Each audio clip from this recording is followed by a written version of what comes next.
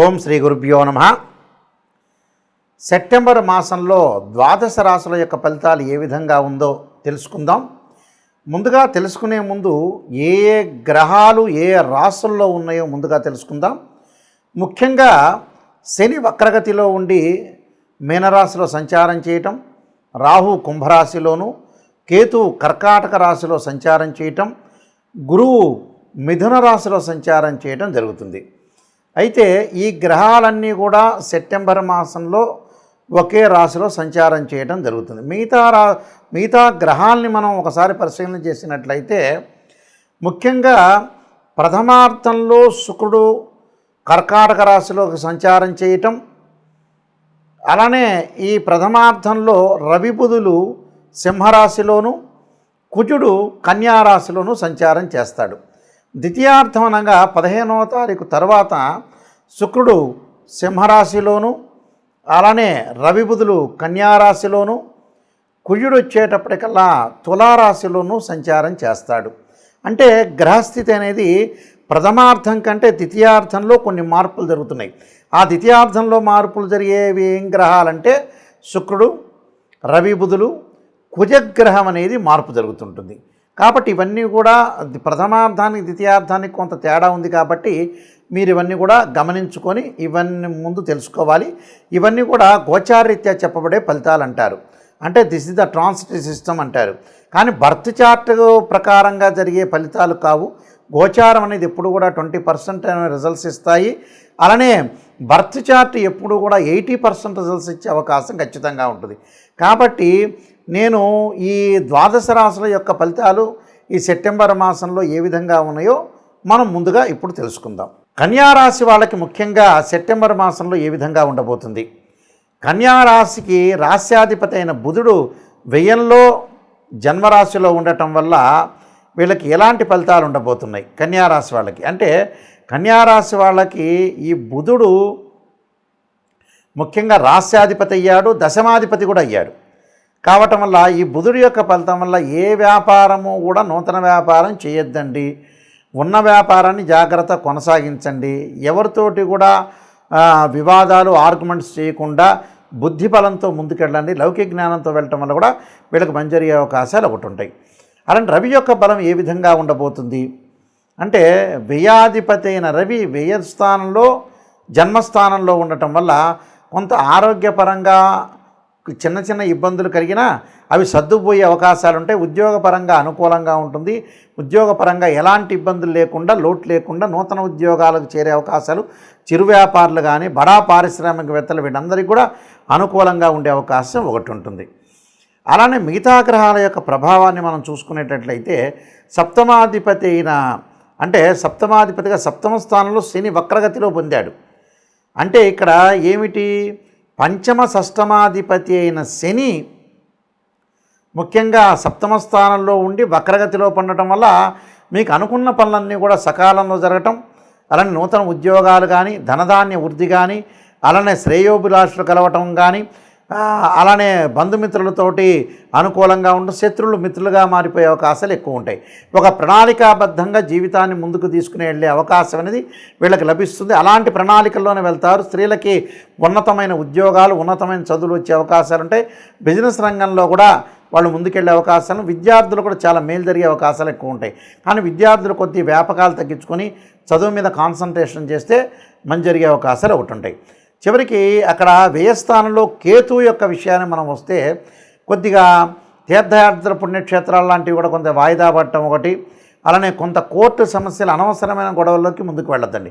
అన్నదమ్ముల మధ్యలో కానీ కుజుడు కేతు కొద్దిగా బాగలేడు కాబట్టి ఎక్కడ కూడా ఆర్గ్యుమెంట్స్ చేయకుండా లౌకిక జ్ఞానంతో వెళ్ళటం వల్ల మనకు మంచి జరిగే అవకాశాలు ఉంటాయి. ఎవరితోటి వివాదాలు చెందొద్దండి. అంటే ఇళ్ళు కొనుగోలు చేసేటప్పుడు కానీ, అగ్రికల్చర్ ల్యాండ్ కొనుగోలు చేసేటప్పుడు కానీ, అలానే అన్నదమ్ముల మధ్యలో విషయంలో కానీ ఎలాంటి వివాదాలకు వెళ్లకుండా మనం చేసే పని కొద్దిగా చాలా జాగ్రత్తగా ఆలోచన చేసి ముందుకు వెళ్ళండి. అంటే ఇల్లు కొంటున్నా జాగ్రత్త ఉండాలి, అగ్రికల్చర్ ల్యాండ్ కొంటున్నా కూడా కొంత కేర్గా ఉండాలి. ఎవరిని కూడా తొందరపడి నమ్మకుండా ఉండటం చాలా మంచిది. అలానే గురువు యొక్క ప్రభావం వల్ల మంచి ఉద్యోగాలు లభించే అవకాశాలు బాగా ఎక్కువ ఉన్నాయి. సంతానం కలిగే సూచనలు కూడా బాగా ఎక్కువ ఉన్నాయి. రాహు యొక్క ప్రభావం వల్ల కూడా విదేశాలకు వెళ్ళటం ఒకటి, విదేశంలో వాళ్ళకి చాలా సంవత్సరాల నుంచి కూడా గ్రీన్ కార్డు హోల్డర్స్ ఉంటారు. మా గ్రీన్ కార్డు హోల్డర్ అంటే ఏంటంటే ఆ దేశం యొక్క సిటిజన్షిప్ అంటారు. మాకు చాలా సంవత్సరాల నుంచి కూడా గ్రీన్ కార్డు రావలేదు అనే వ్యక్తులందరికీ కూడా గ్రీన్ కార్డు లభించే అవకాశాలు ఖచ్చితంగా ఉన్నాయి. కాబట్టి మీకంతా కూడా నేను కొన్ని రెమెడీస్ చెబుతున్నాను. ఆ రెమెడీస్ మీరు పాటించి ముందుకెళ్ళండి, మీకు మంచి సుఫలితాలు జరిగే అవకాశం అనేది ఒకటి ఉంటుంది. సెప్టెంబర్ మాసంలో ఈ రాశి వాళ్ళు ప్రత్యేకంగా ముఖ్యంగా గమనించాల్సిన విషయాలు ఏంటంటే, మనం ఎలాంటి రెమెడీస్ చేసుకోవాలి, ఎలాంటి రెమెడీస్ చేసుకోవటం వల్ల మన లైఫ్ని మనం ఓవర్కమ్ చేసుకునే అవకాశం అనేది ఖచ్చితంగా ఉంటుందో మనం తెలుసుకోవాలి. దానిలో ముఖ్యంగా ఉద్యోగపరంగా ఎవరికైనా సరే ఇబ్బందులు కలుగుతున్న వ్యక్తులకు కానీ, ఉద్యోగపరంగా ఆటంకాలు కలుగుతున్న వాళ్ళు కానీ, ప్రమోషన్లో రాని వ్యక్తులు కానీ తప్పకుండా గణపతి యొక్క ఆరాధన చేయాలి. గణపతిని గరికతో ఆరాధన చేయటం, గకార అష్టోత్తరంతో ఆరాధన చేయటం, వీలైతే గణపతి గాయత్రి మంత్రాలు ఉంటాయి, ఆ గాయత్రి మంత్రాన్ని బుధవారం రోజున కానీ హస్తానక్షత్రం రోజు కానీ చదువుకోవటం వల్ల ఉద్యోగం అనేది అనుకూలంగా ఉండే అవకాశాలు ఉంటాయి. అంటే ప్రైవేట్ ఆర్ గవర్నమెంట్ సెక్టార్లో ఎవరైతే పనిచేస్తారో ఉద్యోగం రావాలనుకుంటున్న వాళ్ళు, ఉద్యోగపరంగా ఇబ్బందులు కలగకూడదు అనే వ్యక్తులందరూ కూడా విఘ్నం లేకుండా ఉండాలంటే విఘ్నేశ్వరుడు యొక్క ఆరాధన చేయాలి. అలానే వివాహం కావట్లేదు, నాకు ఆలస్యం జరుగుతుంది, వివాహపరంగా ఇబ్బందులు కలుగుతున్నాయి అనే వ్యక్తులు ఖచ్చితంగా అమ్మవారి యొక్క ఆరాధన చేయాలి. అంటే కాత్యాయనాయుధ్యే కన్యాకుమారి ధీమహే తన్నో దుర్గి ప్రచోదయాత్ అనే మంత్రాన్ని శుక్రవారం రోజున మనం ఏదైతే అమ్మవారి యొక్క ఆరాధన చేయాలి. వీలైతే మీరు జాతకాన్ని చూపించుకొని కూడా అబ్బాయిలు కన్యాపాస్పదాస్ రుద్రాభిషేకాన్ని, అమ్మాయిలు వచ్చేటప్పటికల్లా వరపాస్పదాస్ రుద్రాభిషేకం, అఘోర గౌరీపాస్పదాస్ రుద్రాభిషేకం చేయటం వల్ల చాలా మంచి జరిగే అవకాశాలు ఖచ్చితంగా ఉంటాయి. అలానే ఆరోగ్యపరంగా నాకు ఇబ్బందులు కలుగుతున్నాయి గురువుగారు అన్న వ్యక్తులు తప్పకుండా వీళ్ళు చేయాల్సింది ఏంటంటే నువ్వుల నూనెతో శివుడికి అభిషేకం చేయాలి. ఇది ప్రాచీనంగా చెప్పబడింది. ఇది చాలామంది కూడా ఆలోచన చేస్తారు, నువ్వుల నూనెతో శివుడికి అభిషేకం చేయటం ఏందని. పురాతన కాలంలో మన శాస్త్రంలోని చెప్పబడింది. అది కేవలం శనికి సంబంధించిన శనీశ్వరుడికి సంబంధించిందే కాదు. అలానే నువ్వుల నూనెతో ఎప్పుడైతే శివుడికి అభిషేకం చేస్తామో ఆయు ప్రమాణం పెరుగుతుంది, శాస్త్రం చెప్పబడింది. అలానే మిగతా కొన్ని కోర్టు సమస్యలు ఉంటాయి. కొంతమందికి కోర్టు అన్నదమ్ముల మధ్యలో డిస్ప్యూట్స్ ఉండే వ్యక్తులు ఖచ్చితంగా సుబ్రహ్మణ్య స్వామి యొక్క ఆరాధన చేయాలి. 2 జంట సర్పాలను దానం చేయటం ఒకటి, దాని తర్వాత తత్పురుషాయ విద్యే మహాసేనాయ ధీమే తన్నో షణ్ముఖ ప్రచోదయాత్ అనే మంత్రాన్ని చదవటం వల్ల కూడా చాలా మంచి జరిగే అవకాశాలు ఖచ్చితంగా ఉంటాయి. అలానే మిగతా కొన్ని సమస్యలు ఉంటాయి చాలామందికి కూడా రకరకాలు, అంటే వివాహము, ఉద్యోగము, అలానే ఫైనాన్షియల్ పరంగా ఉండే సమస్యలు కూడా ఉంటాయి. ఈ ఫైనాన్షియల్ పరంగా ఉండే సమస్యలు కూడా వాళ్ళకు కూడా గురువు యొక్క ఆరాధన చేయమంటారు. అంటే దత్తాత్రేయ స్వామి యొక్క పారాయణం కానీ, దత్త కవచం కానీ, లేకపోతే ఓం యక్షాయ కుబేరాయ వైశ్రవణాయ ధనధాన్యాధిపతే ధనం ధాన్యం సమృద్ధిమే దేహిమే స్వాహ దేహిమే దాపై స్వాహ అనే మంత్రాన్ని చదువుకోవాలంటారు. అంటే కుబేరుడు యొక్క మంత్రం అంటారు. ఓం యక్షాయ కుబేరాయ వైశ్రవణాయ ధనధాన్యాధిపతే ధనం ధాన్యం సమృద్ధిమే దేహిమే దాపై స్వాహ అనే మంత్రాన్ని గురువారం రోజున ప్రతిరోజు కూడా 11 సార్లు, అంటే ప్రాతకాలం చదవచ్చు, లేకపోతే వీలైతే ఆఫీసులకు వెళ్ళి సాయంకాలం కూడా చదవచ్చు. అంటే ఇవన్నీ కూడా మనం ఆటంకాలు, కష్టాలు, ఆరోగ్యపరంగా ఇబ్బందులు ఉన్న వ్యక్తులు కూడా శరీరే జర్జరీభూతే వ్యాధిగ్రస్తే కళేబ్రే ఔషధం జాహ్నవీతోయం వైద్యో నారాయణ హరి అనే మంత్రాన్ని కూడా చదువుకోవచ్చు. అండ్ రియల్ ఎస్టేట్ వ్యాపారులు కానీ, అలానే అగ్రికల్చర్ సంబంధించిన వాళ్ళు కానీ, ఇలాంటి వాళ్ళు కూడా అంగారకుడి యొక్క ఆరాధన చేయటం, అలానే కందులు దానం చేయటం వల్ల చాలా మంచి జరిగే అవకాశాలు ఇలాంటివన్నీ ఉన్నాయి. అయితే ఇవన్నీ కూడా మనం పాటించడం వల్ల కూడా మంచి జరిగే అవకాశాలు బాగా ఎక్కువగా ఉంటాయి. అలానే మనశ్శాంతి లేదు అనే వ్యక్తులు కూడా చాలామంది ఉన్నారు. ఆ మనశ్శాంతి లేని వ్యక్తులు ఖచ్చితంగా చంద్రుడి యొక్క ఆరాధన చేయాలి. వాళ్ళు ఎలాంటి ఆరాధన చేయాలంటే క్షీరపుత్రాయుధే అమృతతత్వాయ ధీమే తన్నో చంద్ర ప్రచోదయాత్ అనే మంత్రం ఉంటుంది. అంటే మానసికంగా మనం విల్ పవర్ పెంచుకోవడానికి, స్ట్రాంగ్ కావడానికి కూడా చంద్రుడి యొక్క ఆరాధన చేయటం చాలా విశేషం. అంటే ఇవన్నీ కూడా మనం ఏదైతే ఉద్యోగం కానీ, వృత్తిపరంగా కానీ, ఉద్యోగపరంగా కానీ, ఆరోగ్యపరంగా కానీ రకరకాల ఇబ్బందులు, రకరకాల కష్టాలు ఉన్న వ్యక్తులు ఇలాంటివన్నీ కూడా మనం ఏదైతే మంత్రం అనేది చదువుకుంటాం, మంత్రబలం వల్లనే మనం ముందుకు వెళ్ళే అవకాశం ఉంటుంది. కానీ ఇవన్నీ కూడా గోచారరీత్యా చెప్పబడే ఫలితాలు గుర్తుపెట్టుకోవాలి, గమనించాలి. అయ్యో గురువుగారు నాకు ఈ నెలలో జరగట్లేదని చెప్పేవాళ్ళు కూడా చాలామంది ఉంటారు.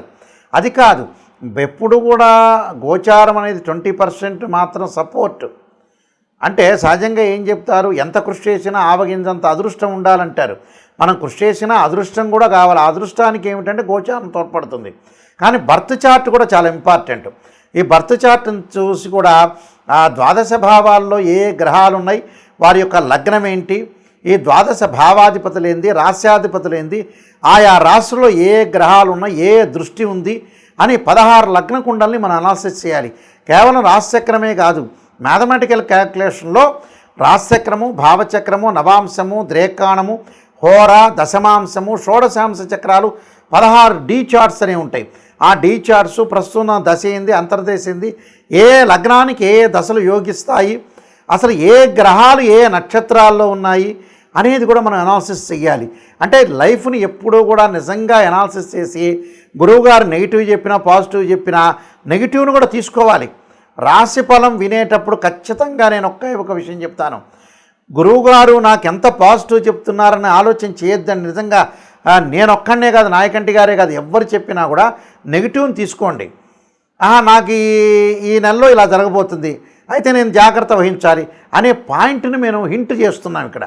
అందువల్ల ఖచ్చితంగా మీరు గుర్తుపెట్టుకోండి, ఖచ్చితంగా గుర్తుపెట్టుకొని ఈ రోడ్డు బాగాలేదు, వేరే రోడ్డుకి వెళ్ళాలి అనే ఆలోచనలు చేసి ముందుకు వెళ్ళండి. నెగిటివ్ని మనం పాజిటివ్ చేసుకోవటం ఎలా అనేది ఆలోచన చేయండి.